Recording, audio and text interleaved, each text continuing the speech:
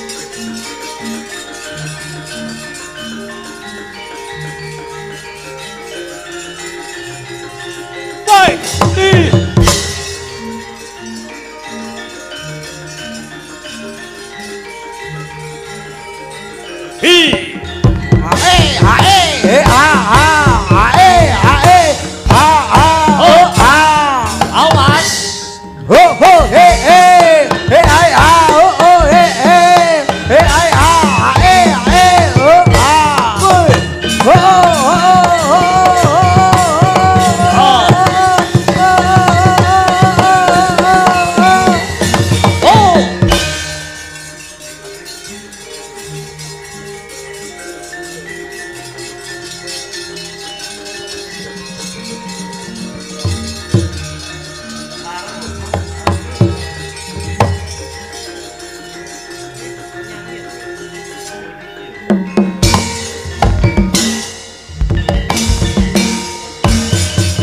ana dongeng enthek si panunggal paten ana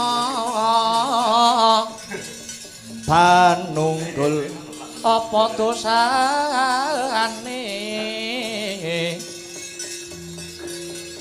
dosa ngungkuli sasama aja tindak kuat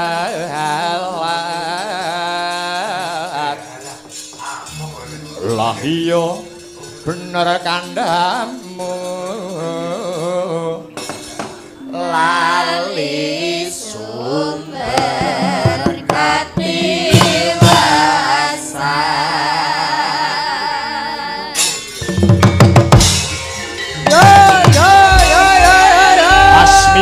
Mas miber panonku bating kalebyur durung suwe anggonku ungyat dalam kepapak ana manungsa ngadang marang barisanku sapa jenengmu kowe apa ora mudeng babakan prenataning negara sing kudune takon luwih dhisik ki aku krana sing mbok liwat iki isih ke bawah negara Ngastina ngaku sapa jenengmu lan saka ngendi asalmu Bagasete Ratu Gustiku Prabu Pinjungkala saka negara Paranglembang Tumenggung pangkatku Salokat Katut Darat jenengku Bali lakon abdi dalem Praja Ngastina Surtayu aranku sumedya lakumu arep menyang ngendi ora susah dadak takon sing dadi sedyaku bakune kowe nyimpang ngiwa utawa nengen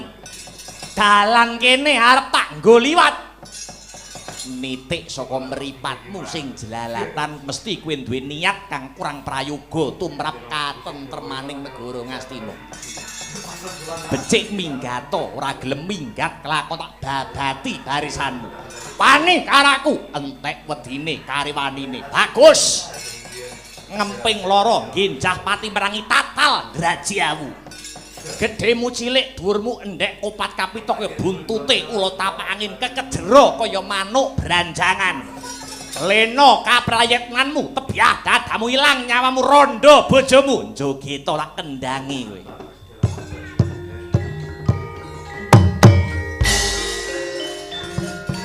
Sikro bolo dang tumingal Prang campo samyo metali Sekar papunden Sri Krasna Terdaten wilam ting kota Janyuang kong ngaloncang ngidi Benjang sang aji micil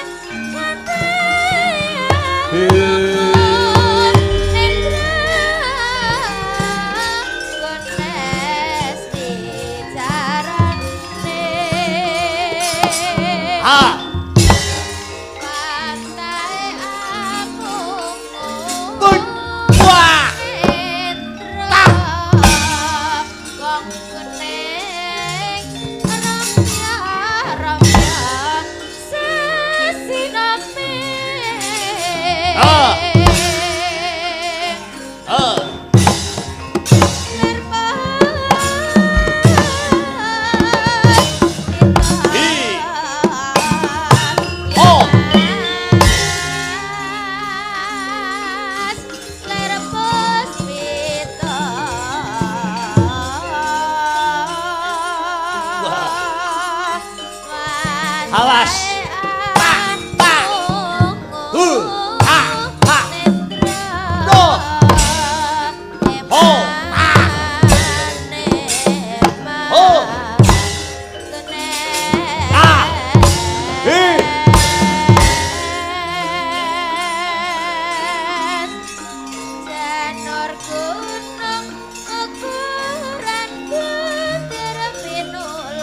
Awas.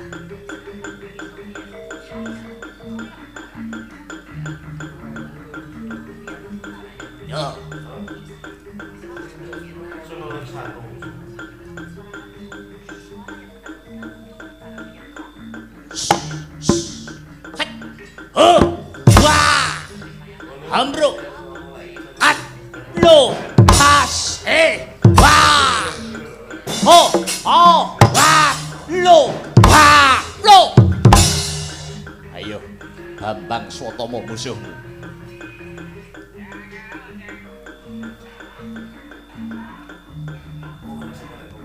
Hi ha ha ha wen pa ya o bayo a o a yes lo ah het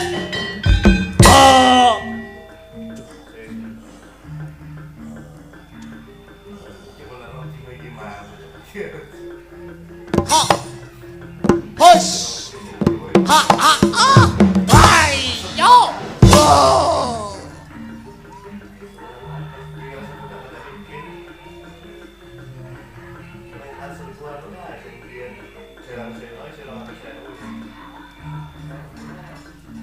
ada yang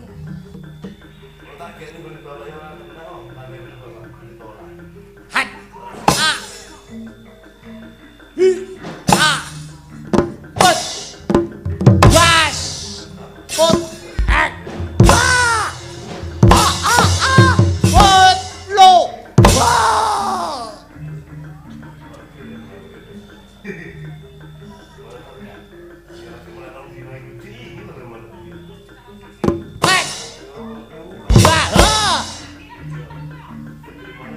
oh at was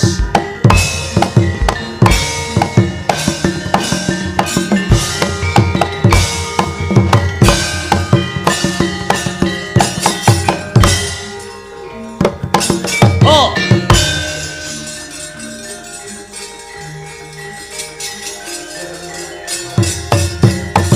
us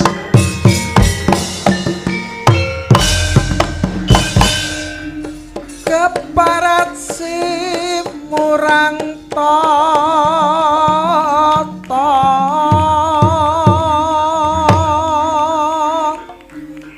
wani tanding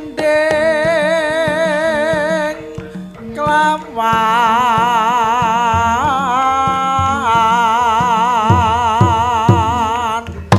mami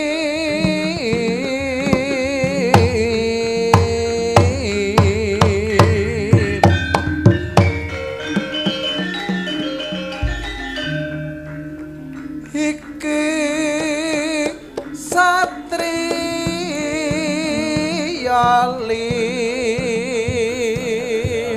nuwe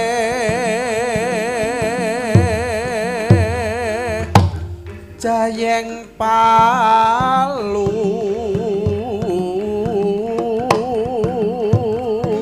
gonsa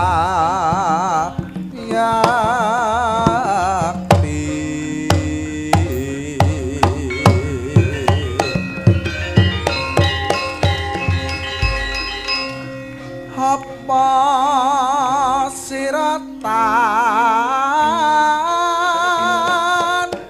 ajre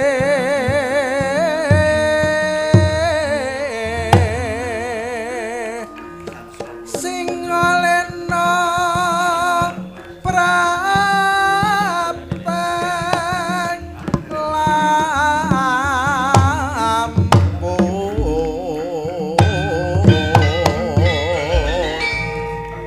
katokna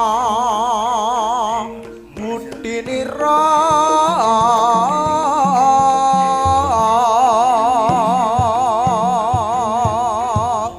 sira masti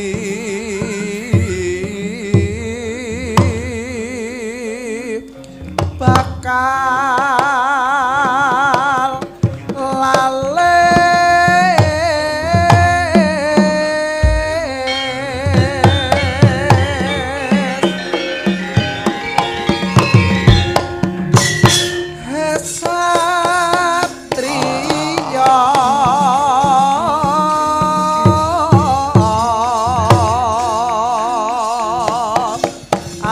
you bareng mangarso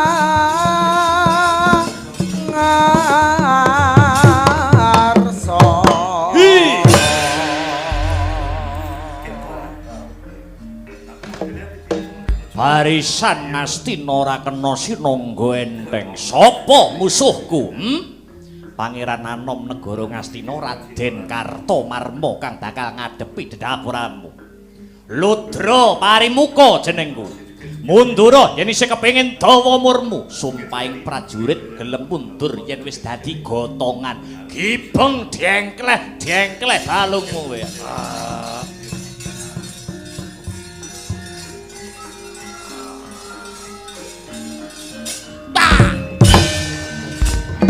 Oh.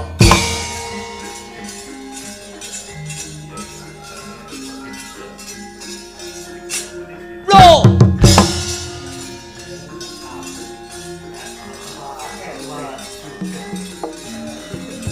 Hey.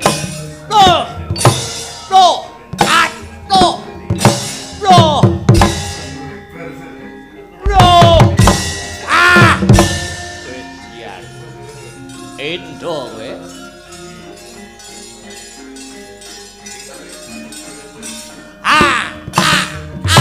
Blo. Wah. Wah. Cokot. Hoi. Ot. Blo.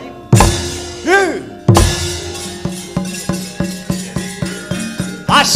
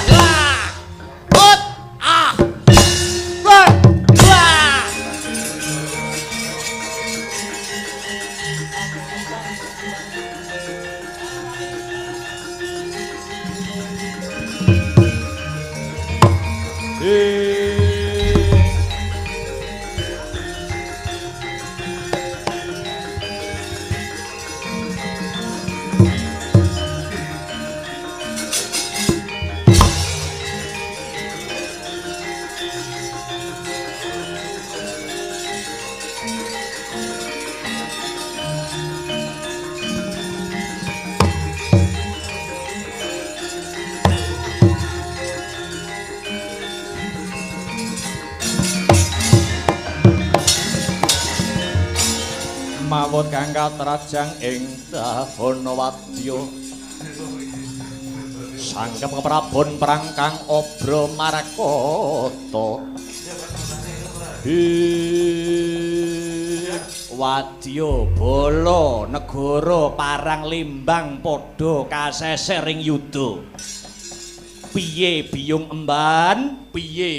emban sepet madu apa kudu aku dhewe Prabu Pinjungkala sing bakal maju menawi paduka maju tartam tumusra tanpa guna ingkang paduka tuju menika negara Mandaraka sanes negari Ngastina.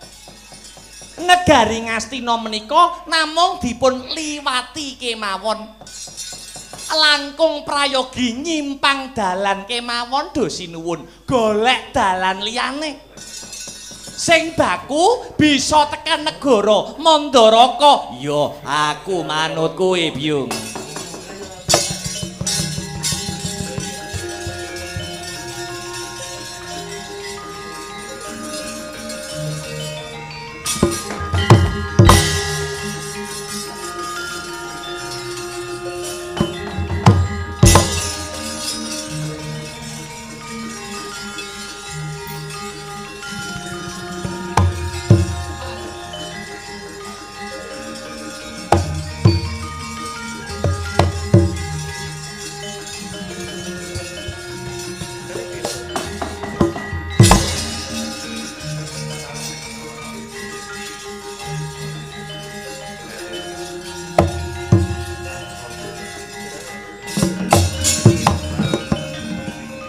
Iku saknyatane gunjang seret winangun mung kermonan uri rineta muni rinanggo gerangan prerasa kang riasi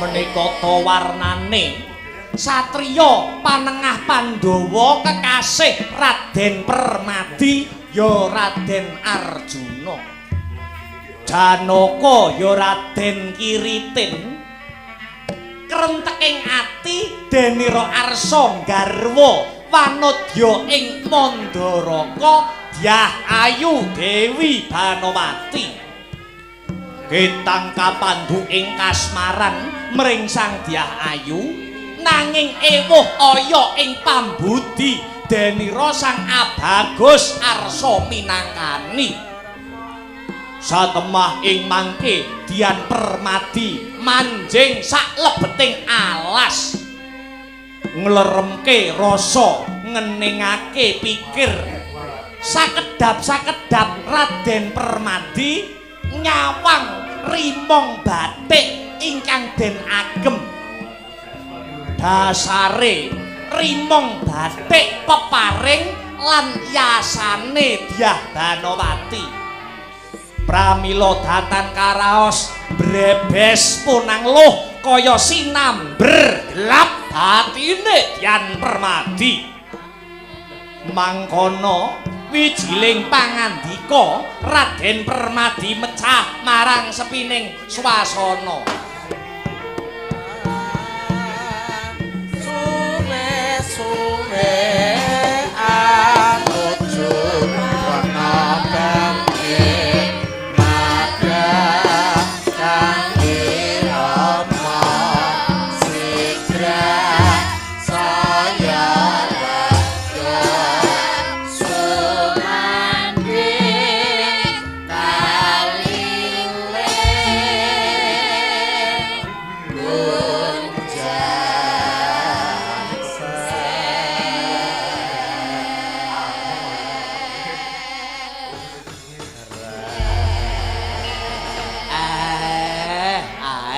mbegegek ugek sadulita mel lae Gus Ndara Permadi paduka menggalih napa to Den kok ngantos jengandika ngedalaken punang waspa eling-eling nggih Gus paduka menika trahing kusuma rembesing madu wijiling atapa tedhaking andana warih turune wong pinunjul kok gembeng niku kados pundi mang crita dhateng kula Ndara Kakang Semar kok kebangeten temen pakartine Kakang Mbok Banowati salahe Ndara Banowati niku wonten pundi upama pancen Kakang Banowati ki tresna marang Permadi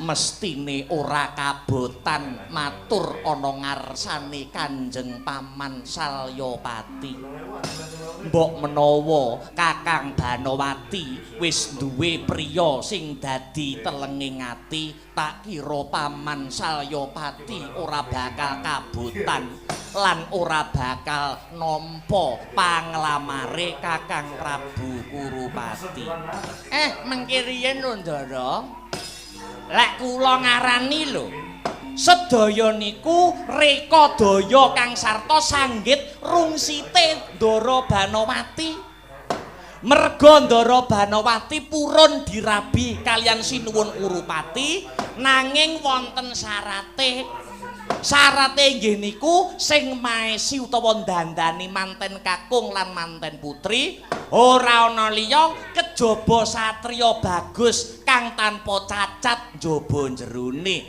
niku genah Ndara Permadi sing dikarepke Gus niku janjane carane Ndara Ayu Banowati anggenipun kepengin gagalke Prabu Kurupati sing badhe jodho kalih Banowati carane nggih ngaten niku Petruk Sumurupa aku kuwi putrane Nalendra turta putune pendhita kang linuwih yen to aku kudu nggunakake cara kang ora utama kuwi tak anggep bakal gempalake kasutapanku mulane Kakang Semar kok kebangetan temen Kakang Mbok Banowati yen pancen tresna karo Permadi matur ana ngarsane Paman Prabu Salya wae blak-blakan kok ora wani tegese Kakang Banowati sing ngrusak rasane Permadi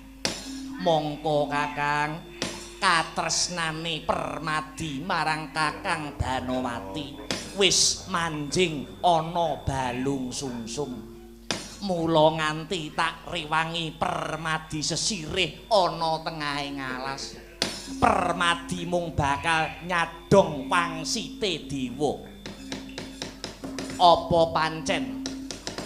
pancen Banowati pinesti dadi bojone Permadi apa malah sisip sembire dadi jalaran patine Permadi Kakang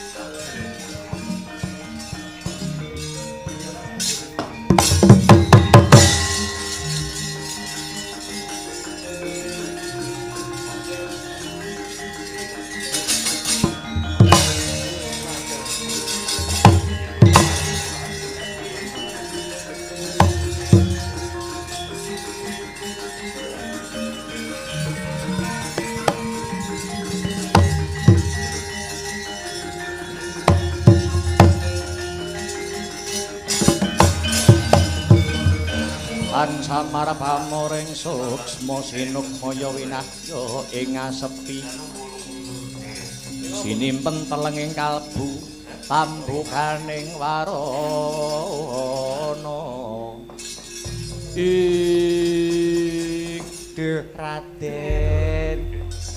Raden Permadi kula pasrah pejah gesang Raden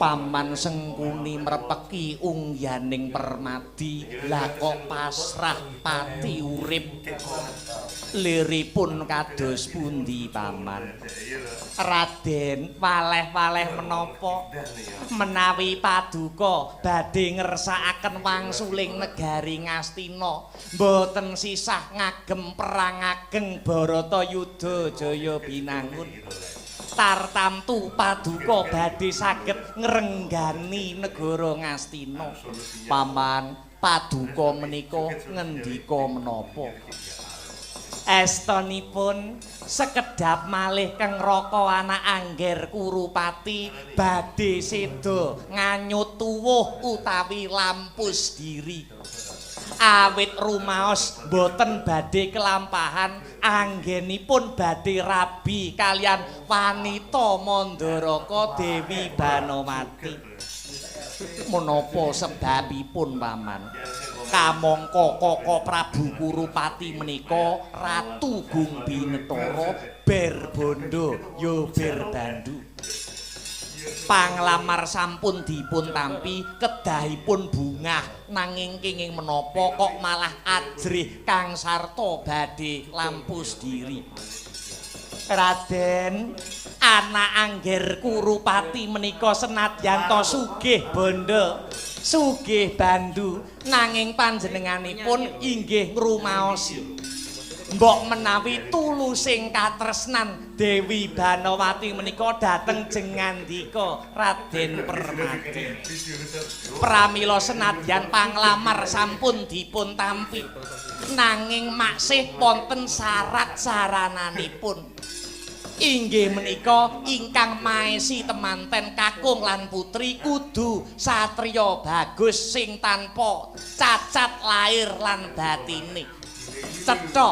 cetha menika inggih Raden Permadi mongko anak Prabu Kurupati sampun ngrumangsani menawi bondo ora kalah menawi pangkat ora kalah nanging menawi rebutan sipating wanita tartamtu keng Raka luwung badhe lampus diri pramila Raden kula percaya paduka menika traing kusuma rembesing madu kula aturi ngayomi dhateng negari Ngastina anak Prabu Kurupati sru panyuwunipun anggenipun minta pitulungan dhateng jengandika Raden Permadi supados saged mala kramakaken ingkang Raka dhaup kaliyan Dewi Banowati sakemah saged lestari anggenipun nyepeng dawat peperintahan wonten negari Ngastina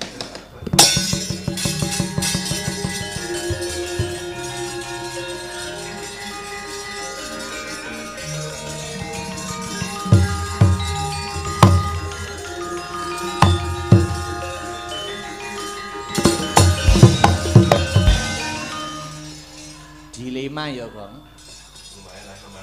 dilema sing wedok gelem rabi karo calon bojone nek sing macaki mantan pacare nek cara saiki gelem rabi nek sing dalangi mantan pacare ya to ayo mendah remuke atine Ndara Permadi ya Tru ayo ning yo bola bali Ndara Permadi sing diutamake kuwi kepentingane liyan tinimbang kepentingan lan kasenengane pribadi ngono lho Bang Paman Sengkuni kados pundi nggih tekating manah kula dereng lega menawi dereng saged mala kramakaken Kakang Kurupati dalah Kakang Mbok Banowati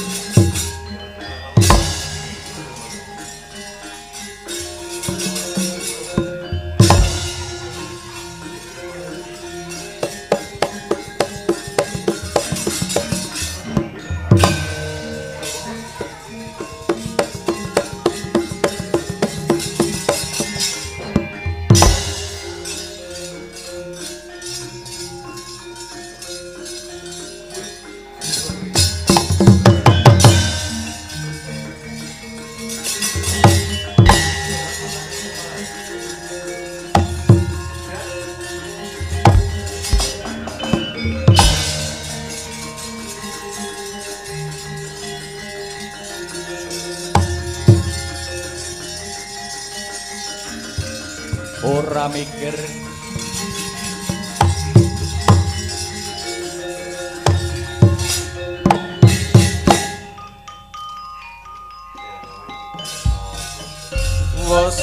Mangsa mongso kasangga Kunjang kanjing ing alam donya Pramanungsa sumber prakara alang nganti paring pidana nanging padha ora rumangsa yen wis rusak alam magesang sira aja padha kresula kabeh ngono kasaryan suksma mula aja padha sembrono supaya datanan kecitra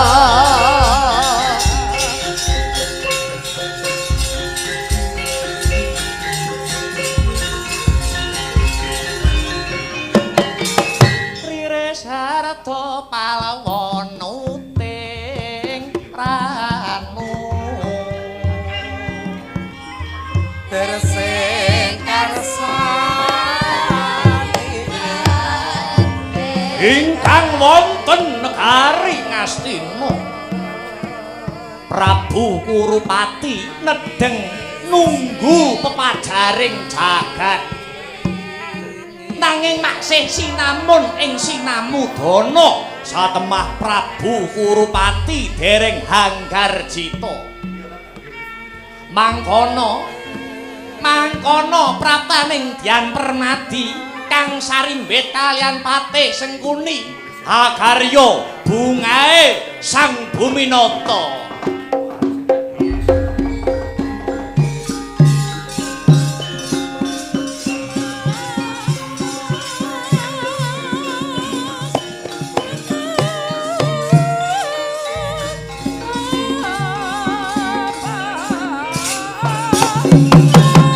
Permadi ini Permadi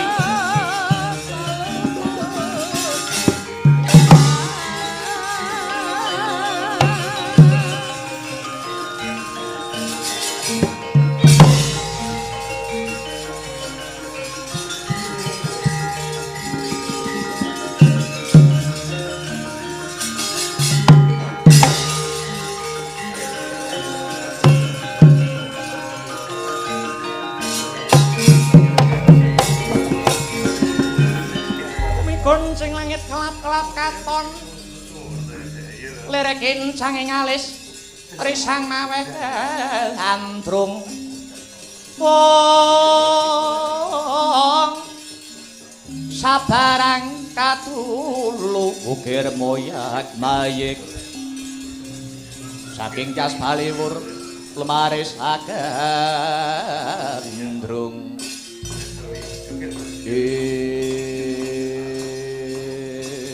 Yayi Permadi kula wonten pangandika ingkang adhawuh Kakang Mas apa jeneng sira wis ndungkap kersanipun Kakang nganti jeneng sira Yayi Permadi tak boyong mapan ana negara Ngastina Koko Prabu mboten sisah paduka paring dawuh sowan kula dhateng negari Ngastina badhe caos bulu bekti dumateng Kakang Joko Pitana supados lestari anggenipun paduka dados ratu wonten negara Ngastina Permadi ingkang sagah mala kramakaken paduka dhaup kalian Kakang Mbok Banowati aduh kadangipun Kakang Yayi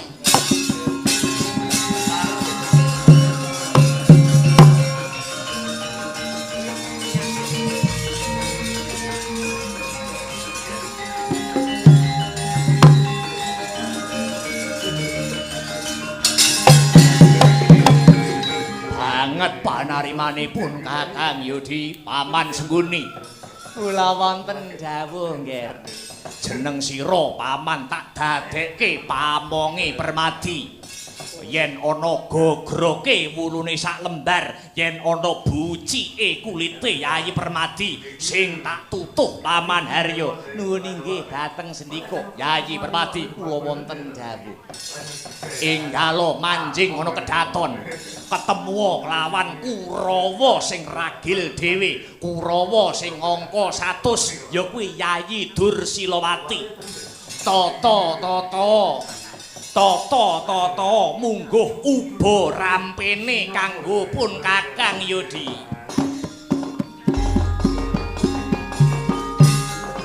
Singkro kang dawa tumingal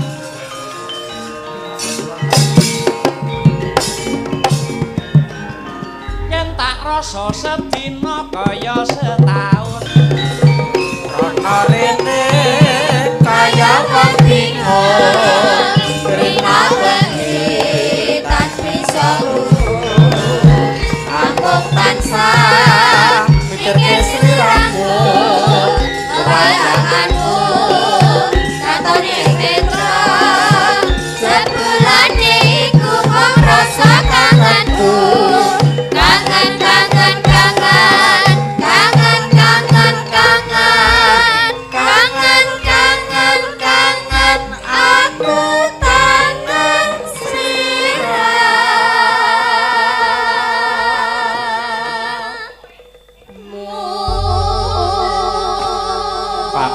Dursilawati ripalenggahan sak mangke kula lan paduka Kakang Dursilawati ingkang kapatah nata lan nyawisaken busana miwah uba rampenipun Kakang Kurupati anggenipun badhe palakrama.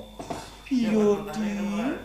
Yo sepira ta bungae ngatiku dene saiki aku ana wektu kanggo cecaketan kelawan Siadi.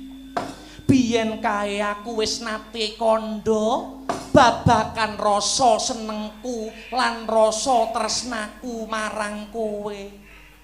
Ning babar pisan ora tinanggapan. Jer pun Kakang yo ngerti Siadi kuwi akeh sing nyenengi. Nanging tak pendem-pendem rasa iki ora bisa ilang. Tak alang-alangi ati iki ora bisa kuat nandhang. Rina wengi rasane mung kepengin nyawang, aja nganti si podang ngalih pencokan. Kakang Mbok Kakang Mbok menika paring dawuh menapa kula menika keng rayi piyambak. Iya kabeh ya wis ngerti yen kowe kuwi pernahe isih adiku dhewe. Merga aku iki Kurawa sing ragil, dene Permadi kuwi Pandhawa kang panengah. Nanging tangising atiku kebrongot geni asmara. Kuku sing gembuleng buntel pengangen-angenku, temah rasa tresnaku marang Siadi ora bisa tak selaki. Permadi, Di, Kakang Mbok, ngaturaken agenging panuwun awit saking raos katresnan paduka dumateng Permadi. Namung boten kok ateges kula nolak tresna paduka nanging nyuwun sewu kadang kula Kurawa dulur kula Kurawa menika cacahe 100 inggih namung Kakang Mbok Dursilawati ingkang mijil putri. Tartamtu ageng gegayuhanipun Wa Adipati Destarata supados mbenjang Kakang Mbok dados wanita trah darah kuru ingkang patut sinudarsana sampun ngantos rusak asma paduka inggih namung jalaran saking nuruti rasa seneng dhateng rayi kula pun Permadi. Wong wedok ngendi sing ora seneng? Wanita ngendi wae sing bisa cedhak karo Permadi ora bakal rusak jenenge. Ning malah kuncara dene bisa dadi kekasihe satriya sing kondhang samukawise. Kakang Mbok, kathah-kathahipun wanita ingkang remen dhateng kula kala wau namung winates ing raos kurmat.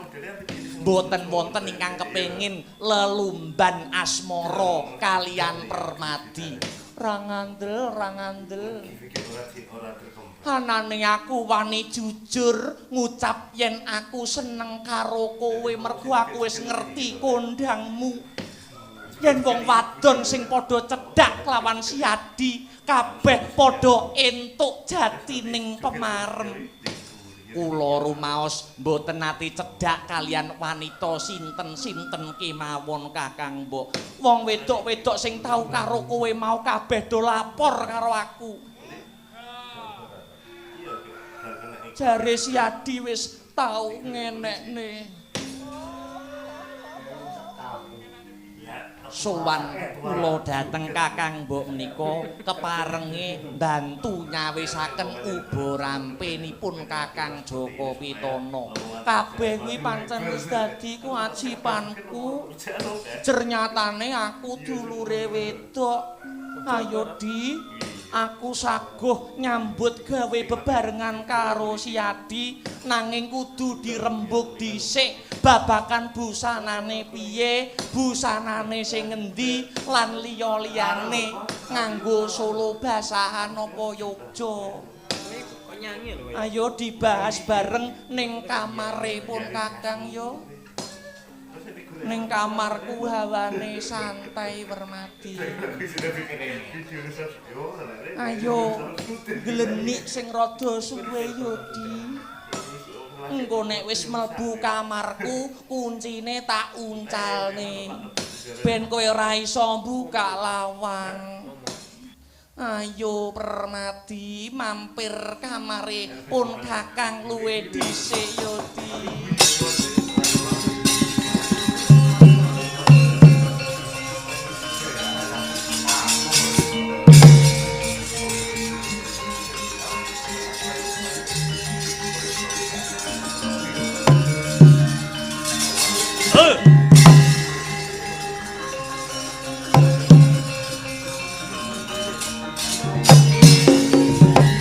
Mangkahang grus rusumbar lindhu bumi kunjing gumaluduk guntur ketuk Yayi Dursilawati bukaan lawange iki pun Kakang Jayadrata sing teka. Aku pacanganmu, aku calon bojomu. Kakang Dursilawati kados pundi niki?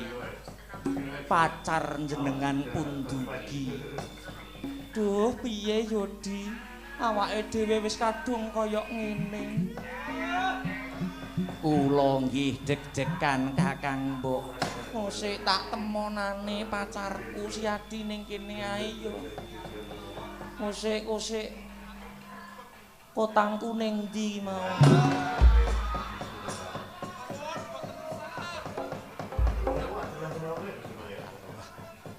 Dobrake lawang iki.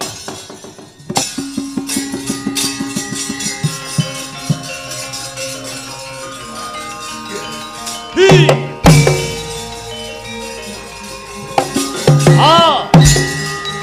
Hey, oh.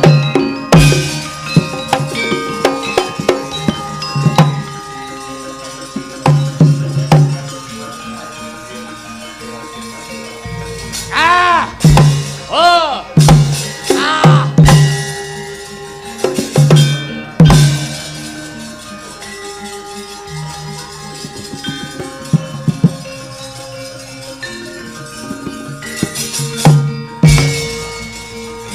Bo, vaya.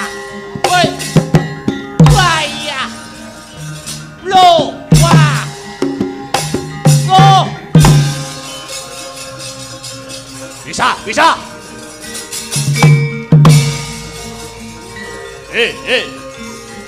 Bisa.